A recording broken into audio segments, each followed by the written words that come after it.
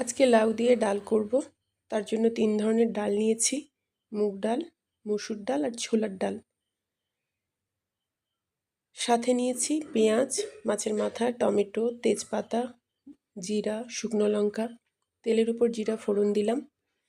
শুকনো লঙ্কা ফোড়ন দেওয়ার পরেই তেজপাতা। এবার দিলাম আদা আর রসুনের কুচি। আদা রসুন কুচির উপরে দিলাম পেঁয়াজ কুচি। পেঁয়াজ কুচি দেওয়ার পরেই মাছের মাথাটা আগে ভেজে নিলেও হতো, আমি ভাজিনি যেহেতু এখানে খুব সুন্দর করে ভাজা হয়ে যায়, তাই মাছের মাথা আর টমেটো। এবার ভালো করে এটা ভেজে নিতে হবে। একটু ভাজার পরে দেব নুন আর হলুদ।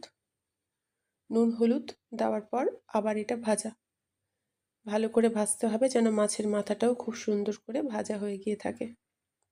এবার দিলাম জিরের গুঁড়ো, আবার একটু ভেজে নেব। আমি ডাল আগের থেকে প্রেশার কুকারে 3 ধরনের ডাল আর লাউ দিয়ে সেদ্ধ করে রেখেছিলাম। এবার ওটা দিয়ে দিলাম। দেওয়ার পরে পরিমাণ মতো যে যার মতো করে একটু জল দিয়ে নেবেন, যার যতটা লাগবে। একটু মোটা মোটা হলেই ভালো হয়, আমি একটু জল দিয়েছি। দিলাম কাঁচা লঙ্কা, গরম মশলা, ঘি আর চিনি। এবার ফুটতে থাকবে।